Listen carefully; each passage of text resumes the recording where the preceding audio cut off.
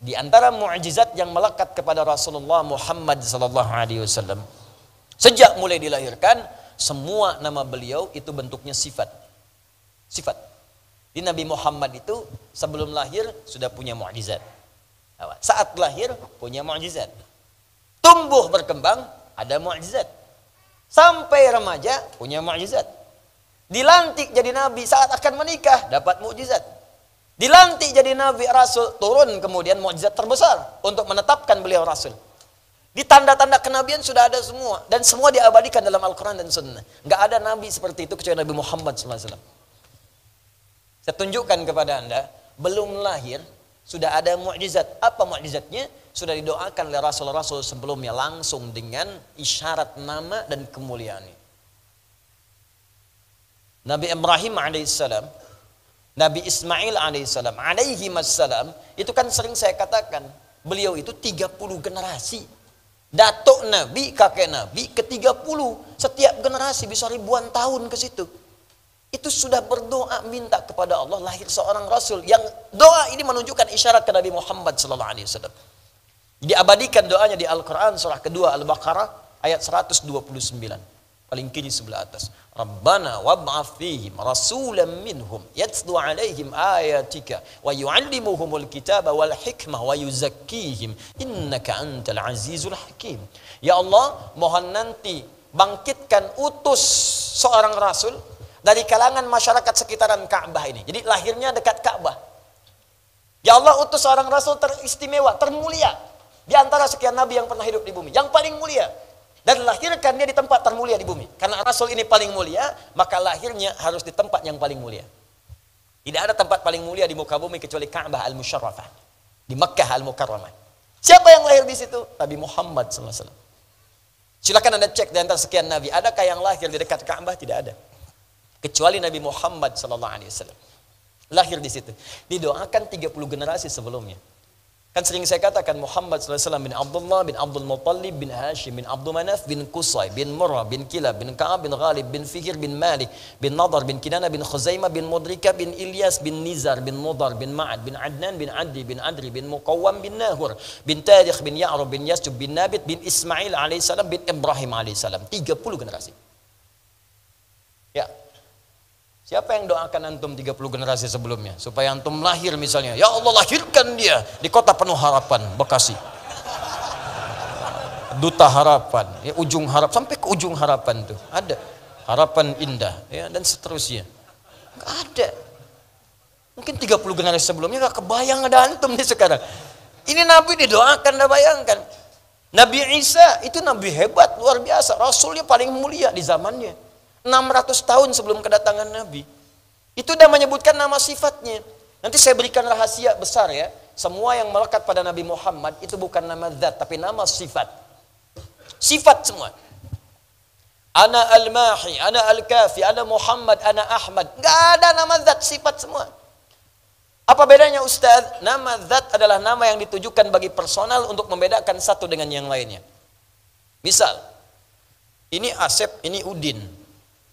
Asep, nama zat. Udin, nama zat. Kenapa disebut Asep dan Udin? Untuk membedakan mana Asep, mana Udin. Di begitu saya panggil, Udin, pasti Udin nengok, gak mungkin Asep. Asep, nengok, gak mungkin Udin.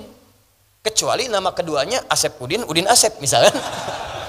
Saya panggil baru nengok. Tapi tetap nama zat.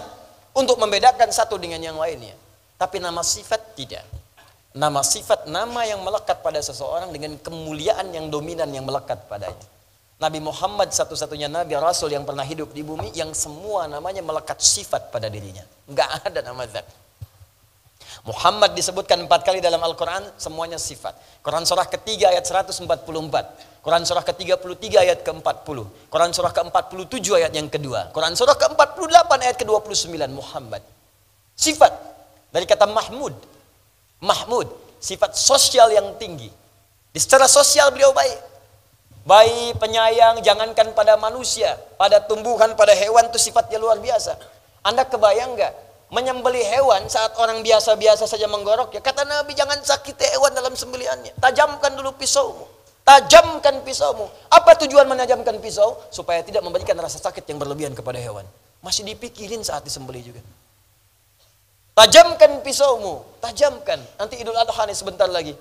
Jangan sembarangan sembelih, tajamkan dulu. Kalau bisa tuh stok pisau atau goloknya itu bukan cuma satu. Ya, satu kemudian pakai sembelih, yang lain diasah lagi. Asah. Dan itu pun jauhkan dari hewannya, bukan depan hewan diasah. Ya. Nggak boleh juga, haram hukumnya, nggak boleh, dosa. Kandidat selanjutnya, siap-siap ya. Nih ya, papa tajamkan dulu, papa lagi ya. Nggak boleh. Tajamkan, jauhkan. Tumbuhan, dalam suasana paling emosional pun, kata Nabi jangan injak tumbuhan, jangan rusak tanaman. Bayangkan dalam suasana perang, dilarang menginjak tanaman perang. Perang itu kan emosionalnya tinggi itu.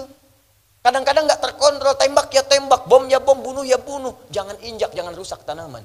Makanya ulama banyak yang berfatwa sekarang, dalam suasana perang pun dilarang merusak tanaman, maka kalau ada orang yang menggunduli hutan di waktu-waktu yang damai, dosanya lebih besar daripada waktu perang. Awas tuh, tukang gunduli hutan, sampai muncul banjir badang, sampai macam, dosanya besar itu. Dahsyat. Karena dalam suasana perang pun yang emosional tinggi, merusak tanaman nggak boleh. Ini suasana damai, dia pangkas tanaman. Yang bisa menimbulkan bencana bagi orang, itu dosanya besar itu. Katakan dosa besar. Dosa besar menggunduli hutan, merusak tanaman yang menghadirkan bencana dalam kehidupan. Muncul banjir, muncul segala rupa. Itu besar dosanya. Nah, jadi indah sifat-sifat itu muncul. Itulah mahmud. Kalau dikumpulkan semuanya, baik pada manusia, baik pada hewan, baik pada tumbuhan, maka berubah jadi superlatif, sighah mubalaghah. Dari mahmud jadi Muhammad. Kenapa Nabi ini disebut Muhammad sallallahu alaihi wasallam? Karena sifatnya terhadap makhluk tak terlukiskan. Pada hewan sayang, pada tumbuhan juga disayang, anak kucing disayang, yang lain disayang, manusia pun disayang. Yang belum beriman didoakan, didakwahi dengan cara yang lembut penuh dengan kebaikan. Orang melihat beliau bicara langsung masuk Islam. Buktinya ada Abu Hurairah, buktinya Jundub bin Junadah. Ini Jundub ini pembegal, tangannya kasar, tampilan sanggar. Datang lihat Nabi baru berkata, tunduk, asyhadu an la ilaha illallah, asyhadu anna Muhammad Rasulullah. Coba. Indah gitu. Indah luar biasa. Kenapa kita tidak coba itu?